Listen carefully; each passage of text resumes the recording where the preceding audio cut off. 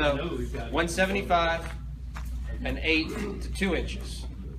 Okay, this is not self-smoothing like the 200. So we'll go through that added step of using that smoother or porcupine roller to break the surface tension to get a slick finish.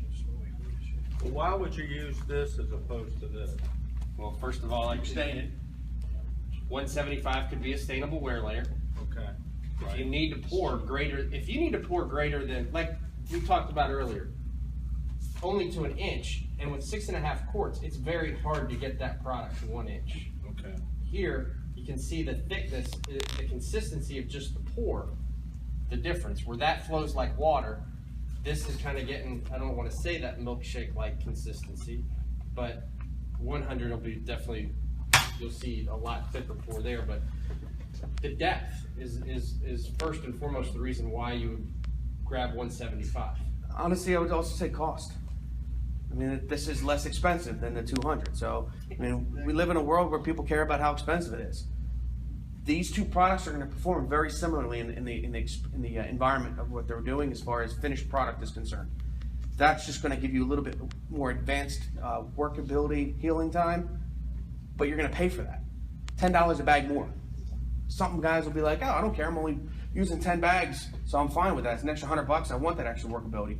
Other guys are like, well, I'm using 1,000 bags. I don't want to spend that extra money. There you go. So that's where this product's going to be used versus that. And actually the next step down, which is the 100, which we're going to pour right away as well, is the next reason why. That's your #1 seller? This is our #1 seller. Tommy's favorite phrase, what do you like to say? Cheap, deep, and slow. It's cheap, deep, and slow. Inexpensive is what I like to say. It can go to 3 inches deep, which is the unique thing. It's never going to need to go that thick, but it can go that thick, which is important because there's going to come times when someone's going to be sitting at 1 3/4. And there's a lot of self-lovers that tell you they can go to 1 1/2 inch, 1 5/8. 1 3/4, you're outside of that leverage. Even 1 3/4 with 200, I would feel more comfortable with a product that can go to 3 inches than I would with a product that says it can only go to 2, because you're flirting with that. Is it really 1 3/4, or are there areas where you're going to be deeper than that? So that's where those products come into play. But it's slow, so that's the other drawback to it. It is slower. Now, like Tommy said earlier, we're conservative. Our time frames are going to be based on maximum pour depth. So we're going to tell you to wait 1 to 3 days with this product because we're assuming you're going thick. You're not going to do the average of a 1/4 inch. We assume you're going to be going thicker.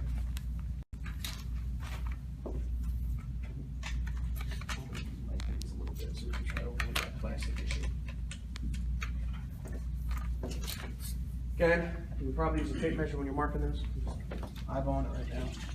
Same thing, all you're doing is putting it in and then pulling it to the depth you want it to go. The other thing that's a good thing for guys that are starting out, get a pencil, tape it to the edge of this like this. Say pencil up when you're teaching them. The important thing about this is not to change the angle. So if this is pencil up, this is not, that is not, and that will change the depth that these things are set to. So if you're going like this while you're pulling, you're changing that depth that you're pulling it at everywhere you go. So it's important that you try to let the tool do its job and keep it consistent.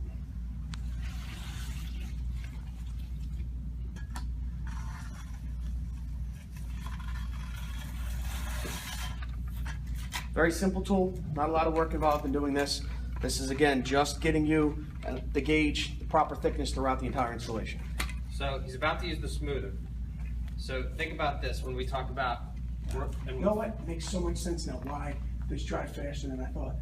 There's a hot air blowing right on top of that. I was going to mention that earlier. I just felt that as I talking stepped about over. fans. It just got turned on. No, I heard it on before, but I was sitting on that cold side. air before.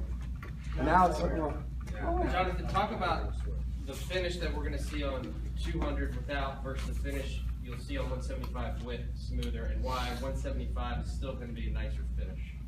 the product itself, that's why it can be left as exposed wear, because of how nice the finish is going to be. The smoothing tool is going to help give you a uniform look. If you don't use a smoothing tool, you can get some bubbling or you can get some of the streaking. But this product is going to have that super baby butt smooth finish, which is why we recommend it as an exposed wear layer. It can be left that nice.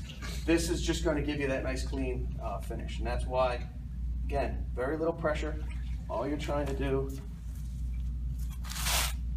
and you overlap by about a half, so I'm not going all the way over to here, just going to about a half mark. All I'm trying to do, just break the surface tension without ruining my shoes.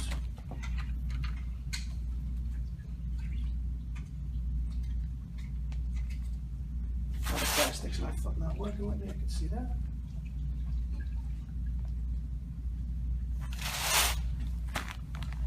That will give you your uniform look, less streaking. This is breaking that surface tension. This product, when it's dried, will have the nicest finish out of every product we have.